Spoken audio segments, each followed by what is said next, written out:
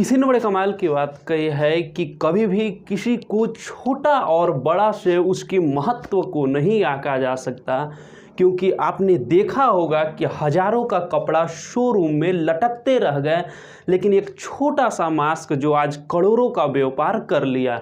नमस्कार दोस्तों, मैं हूं दीपक कुमार, आपका स्वागत करता हूं अपने आरजीएम यूट्यूब क्लासेज में।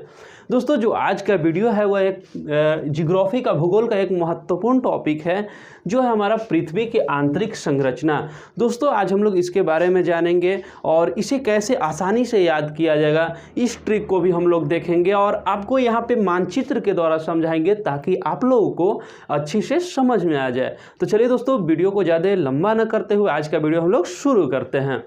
तो देखिए दोस्तों, सबसे पहले यहाँ पे शब्द आता है कि पृथ्वी की आंतरिक संरचना, यानी पृथ्वी यानी जिस पर जीवन संभव है, जिस पर हम लोग निवास करते हैं। तो दोस्तों देखिए, यही मान लीजिए, सपोज कीजिए कि यही हमारा पृथ्वी है, मान लीजिए।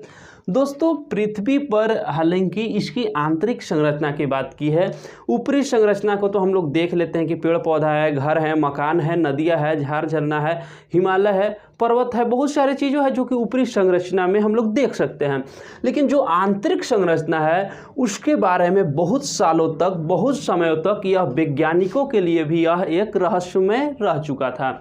लेकिन एक समय ऐसा आया जब हमारा उन्नति टेक्नोलॉजी आगे बढ़ा और लोगों के लिए यह, वैज्ञानिकों के लिए यह काम भी सरल हो गया। और दोस्तों, उन्होंने, देखिए यही हमारा यही ना पृथ्वी का आंतरिक संरचना है, यही हमारा आंतरिक संरचना है। आखिर यही सब आंतरिक संरचना है। और पता है, जब टेक्नोलॉजी आया तो इस पर भी पर्दा उठ चुका था, इसके बारे में भी लोगों को जानकारी प्राप्त हुई कि कैसे यह पृथ्वी की आंतरिक संरचना में क्या है। तो देखिए, सबसे पहली बात, आखिर इस चीज़ को जानने के लिए उन्होंने, हमारे वैज्ञानिकों ने बहुत सारे चीज़ों का उपयोग किया होगा। चीज़ों, हम यहाँ यंत्रों की बात नहीं कर रहे हैं, जैसे कि उन्होंने इस चीज़ को जानने के लिए तापमान, दूसरा हमारा हो जाता है इसका दाब, ज्वालामुखी क्रिया,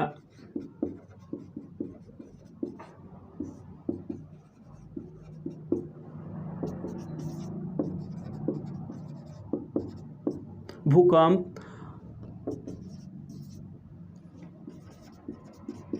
घनत्व इत्यादि चीज़ों का उन्होंने अध्ययन किया। तो देखिए, इसी चीज़ को हम लोग यहाँ पे देखिए काट कर एक छोटा सा बनाते हैं। एक मिनट थोड़ा सा हमको देखने दीजिए कि यहाँ चमक तो नहीं रहा है।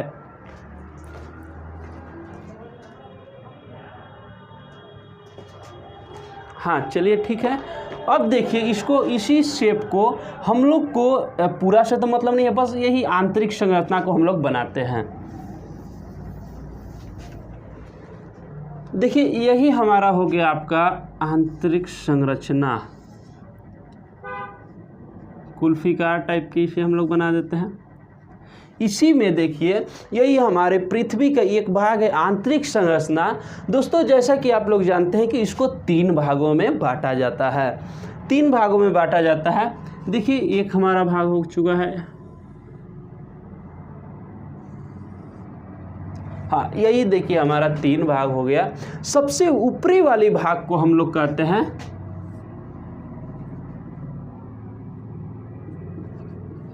भूप्रपट्टी, यानी जिस पर हम लोग निवास करते हैं। ऐसा नहीं है कि जिस पर निवास करते हैं केवल वही है, इसकी यदि देखिए, हम लोग तो यहाँ पे ऊपर में निवास करते हैं, लेकिन इसका जो विस्तार है यहाँ से यहाँ तक की है। तो यदि इसकी जो मोटाई की बात करें तो यह हमारा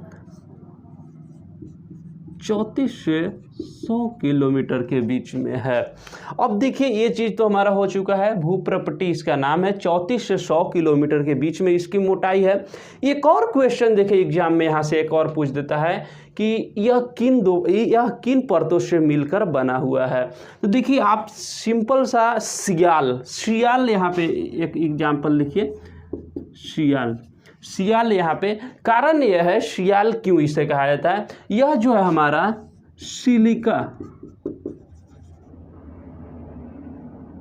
सिलिका और एल्यूमिनियम से बनकर मिलकर बना हुआ है। यानी देखिए आपको से प्रश्न आ जाएगा कि भूप्रपटी की मोटाई कितनी है, तो 34 से 100 किलोमीटर के बीच में। वहाँ पे हालांकि आपका ऑप्शन दिया हुआ रहेगा।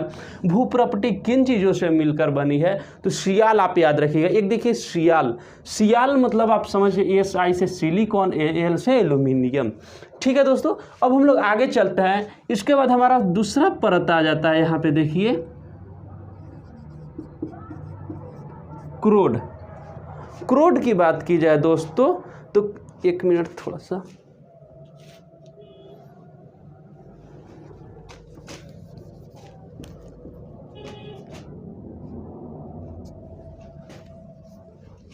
ये हमारा हो गया दोस्तों, सॉरी थी मेंटल, हाँ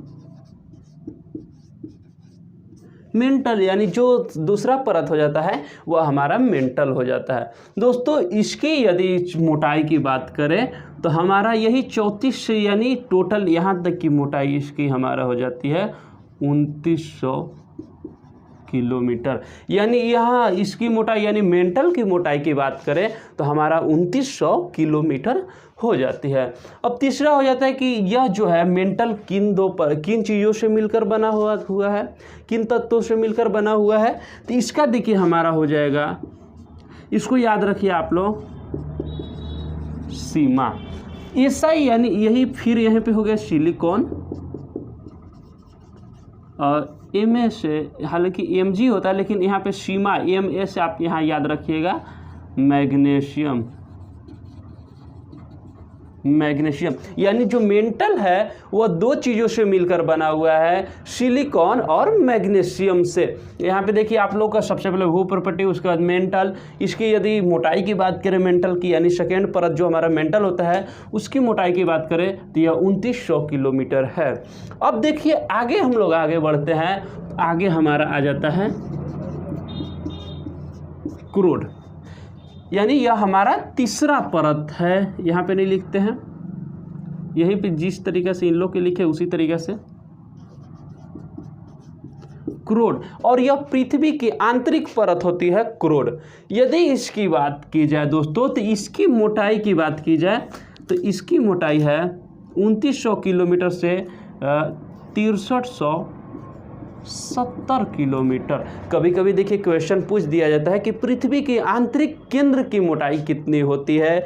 आंतरिक केंद्र यानी क्रोड की बात कर रहा है वह, तो हमारा हो जाता है 6370। कभी कितना बार त्रिज्या पूछ देता है कि त्रिज्या कितनी है, तो देखिए यही हमारा त्रिज्या हो जाएगा, यानी 6370 किलोमीटर। यहाँ पे चूँकि देखिए त्रिज्या कैसे हुआ, ये हमारा एक भाग को लिया है। यदि आप इसे ऐसे मिला देते तो यहाँ से भी एक, मतलब इस टाइप से गोला को देखिए, इसको हम लोग थोड़ा सा यहाँ पे बनाने से अच्छा एक छोटा सा चीज़ में हम आपको बताते हैं। ये हम लोग देखिए एक भाग को न लिए हैं, यहाँ से यही की बात, केवल इतना पार्ट को हम लोग लिए हैं, केवल ए वाला पार्ट को लिए हैं।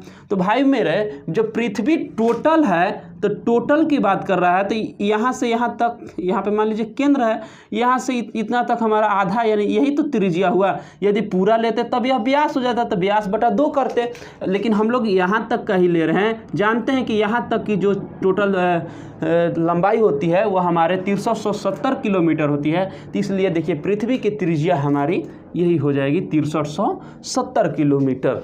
अब यदि बात करें क्रोड की, तो यह किस चीज़ों से मिलकर बनी हुई है, तो देखिए दोस्तों इसकी बनावट की बात करें, इसकी यह किस चीज़ों से मिलकर बनी हुई है, तो यह देखिए जो है निकेल और फेरस से मिलकर बनी हुई है। यानी निकेल और यह फेरस यानी लोहा से मिलकर बनी हुई है। यह देखिए हम लोग देख लिए दोस्तों, भूप्रपटी देख लिए, मेंटल देख लिए, क्रोड देख लिए। इतना से ही काम नहीं चलने वाला है, इसके अलावा भी जो है यहाँ पे बहुत सारा क्वेश्चन पूछ दिया जाता है, जो कि अभी हमें इसे मिटाने के बाद पता चला जाए।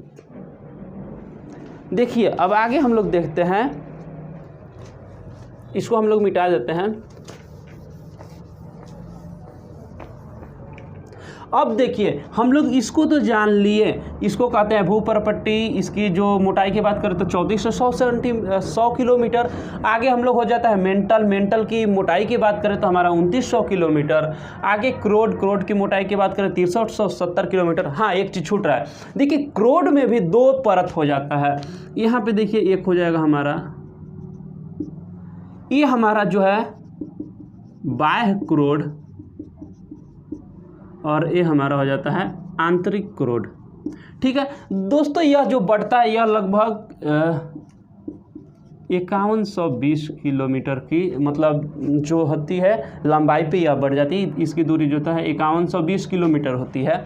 और इसके बाद जो है वह 6300, तो ये 6300 में से इसको घटा लीजिएगा, आपको यहाँ से यहाँ तक की दूरी पता चल जाएगा। ठीक है, यहाँ पे जो दूरी होती है वह होती है 5120 किलोमीटर। लेकिन यहाँ पे देखिए, यहाँ पे बीच में विभाजित तो कर रही है, लेकिन ऐसा नहीं है कि यह निकेल और फेरस से ये जो क्रोड बनता है तो वह भी विभाजित हो जाएगा। जैसे ऊपर निकेल हो जाएगा, नीचे फेरस हो जाएगा, उस टाइप से कुछ नहीं। पूरी जगह इसका रासायनिक संगठन समान रहता है, संगठन समान रहता है। यहाँ पर भी यह निकेल फेरस ही बनेगा, यहाँ पर भी निकेल फेरस का ही यह बना होगा। मतलब क्रोड जो है वह निकेल फेरस का ही बना रहेगा। ठीक है, अब देखिए हम लोग अब ये जो हमारी है कटान, इसको इन सबों का नाम जानेंगे। तो हम लोग थोड़ा सा, आप इसको उतार लीजिएगा, देख लीजिएगा, या फिर स्क्रीनशॉट ले लीजिएगा।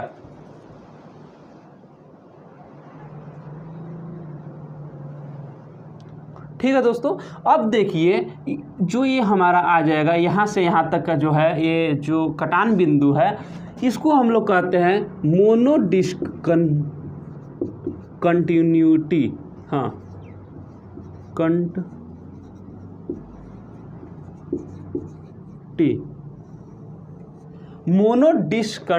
Mono continuity.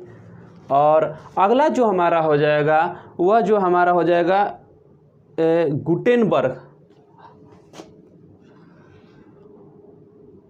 हाँ, गुटेनबर्ग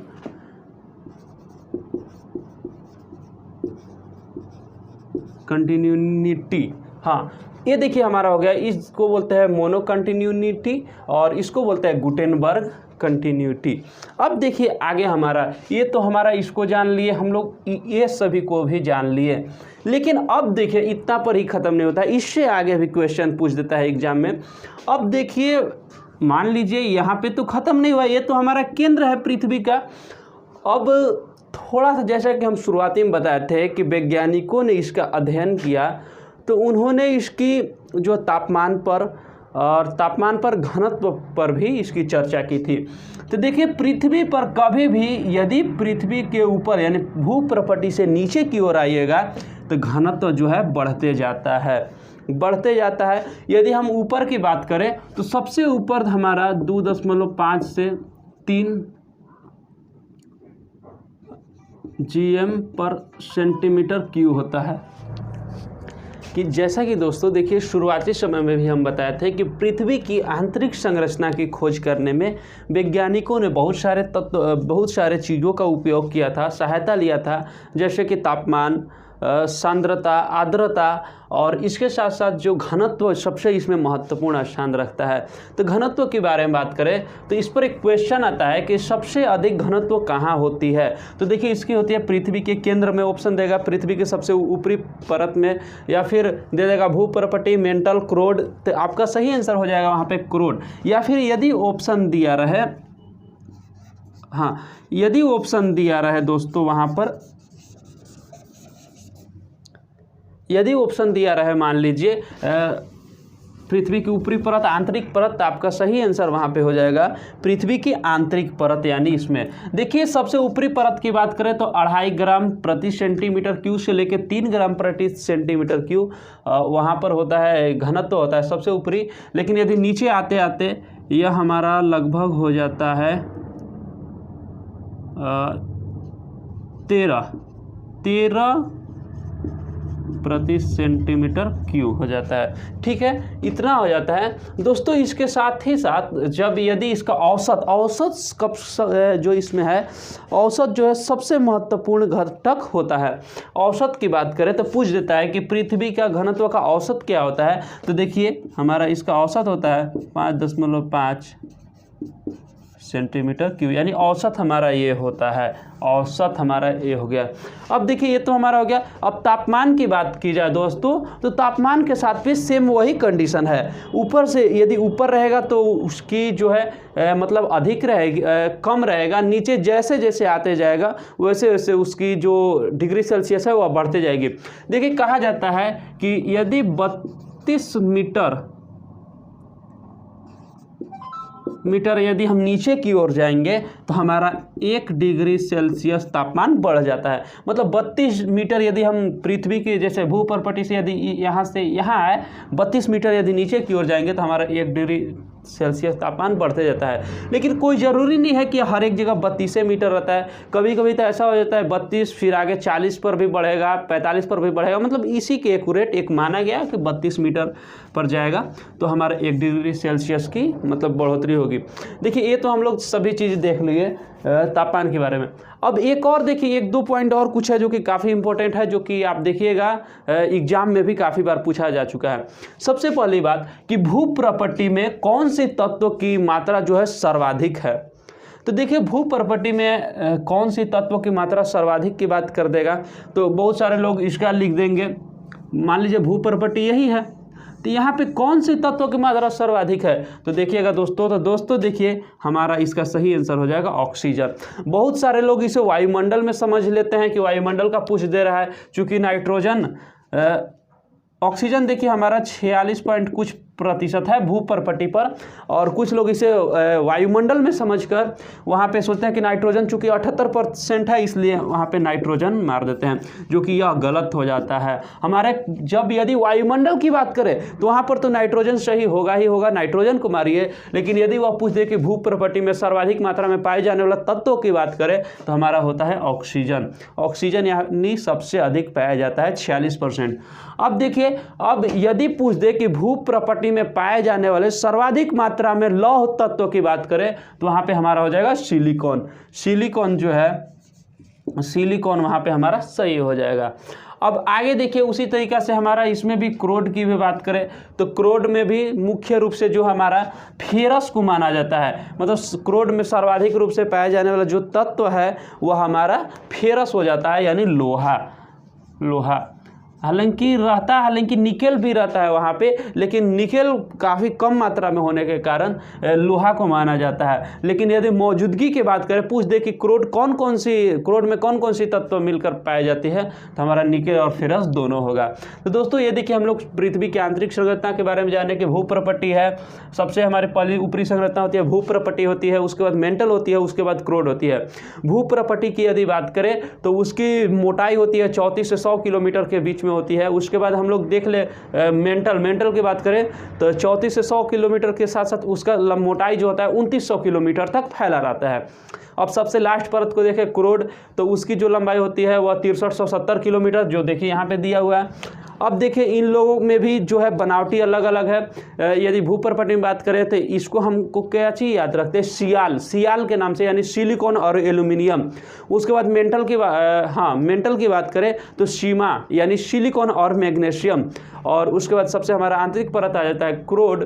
उसकी बात करें तो हमारा फेरस और निकेल देखिए जो हमारा इसमें होता है। अब आगे देखिए इसको भी यानी क्रोड को भी 2 परत में बांट दिया जाता है। एक हो जाता है हमारा बाह्य क्रोड और एक हो जाता है आंतरिक क्रोड। जो हमारी इसकी बंटवारा होता है वह 5120 किलोमीटर पर होता है, यानी 5120 किलोमीटर से ऊपर वाला जो है हमारा बाह्य क्रोड और जो नीचे है वह हमारा आंतरिक क्रोड।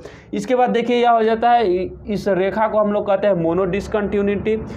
और उसके बाद इस जो हमारे यहाँ का रेखा होता है उसको कहते हैं गुटेनबर्ग डिसकंटिन्यूटी। देखिए दोस्तों जितना भी टॉपिक है एग्जाम की दृष्टिकोण से काफ़ी महत्वपूर्ण है और ऐसे क्वेश्चन काफ़ी पूछ ही दिए जाते हैं कि जो कि पूछ देगा। मान लीजिए ये सब क्वेश्चन अधिकतर पूछा हुआ है। आप यदि प्रीवियस ईयर के कोई भी क्वेश्चन बैंक खोले या फिर कोई भी कम्पिटिटिव एग्जामों की यदि कोई तैयारी कराते हैं आपको कोई टीचर, तो ज़रूर ये सब बातें बतलाएंगे। अब देखिए अगला चीज़ एक और हो गया या अब हमारा तापमान के ऊपर भी निर्भर करता है। घनत्व की बात करें तो पृथ्वी की सबसे ऊपरी परत पर यानी भूपर्पटी पर घनत्व कम होता है, उसके साथ साथ जैसे जैसे हम लोग नीचे आते जाते हैं घनत्व हमारा बढ़ता जाता है। पृथ्वी की ऊपरी परत पर देखिए घनत्व की बात करें तो 2.5 से 3 ग्राम प्रति सेंटीमीटर क्यूब रहता है, और सबसे नीचे की बात करें तो हमारे आते आते तक 13 ग्राम प्रति सेंटीमीटर क्यूब हो जाता है। और यदि सबसे बड़ी बात ये घनत्व से यहाँ पे औसत पूछ देता है तो औसत हमारा हो जाएगा 5.5 ग्राम प्रति सेंटीमीटर क्यूब हो जाता है। अब तापमान की बात करें तो तापमान की मानना है कि 32 मीटर यदि हम पृथ्वी से नीचे की ओर जाते हैं तो हमारा 1 डिग्री सेल्सियस की बढ़ोतरी होती है, यानी 32 डिग्री, यदि जैसे जैसे हम लोग 32 डिग्री की ओर जाएंगे 1 डिग्री सेल्सियस बढ़ते जाएगा। 32 मीटर की बात करें यानी 32 मीटर हम लोग नीचे घर आ जाएंगे, लेकिन कोई ज़रूरी नहीं है, यह एक अनुमानित आंकड़ा ले लिया गया है, कभी कभी 40-45 तक भी जा सकते हैं, तो उसमें 1 डिग्री सेल्सियस का ही देखा गया है बढ़ोतरी। तो दोस्तों देखिए ये था हमारे एग्जामों की दृष्टिकोण से काफ़ी महत्वपूर्ण पॉइंट, और देखिए उम्मीद करते हैं आपको आसानी से समझ में आ जाएगा। चूँकि इसको हम लोग मैप द्वारा बताए हैं, इसको आप लोग अच्छी समझ लीजिएगा। एक बार में हालांकि किसी भी चीज़ को समझ में नहीं आएगा, लेकिन इसको 2 बार 3 बार आप लोग देखिएगा तो अच्छी तरीके से समझ में आएगा। दोस्तों यदि आपको हमारी वीडियो अच्छी लगी होगी तो लाइक कीजिएगा, शेयर कीजिएगा, और यदि हमारे चैनल पर नए होंगे तो सब्सक्राइब भी कीजिएगा। तो चलिए दोस्तों मिलते हैं आपसे अगले वीडियो में, तब तक के लिए जय हिंद, जय भारत, वंदे मातरम।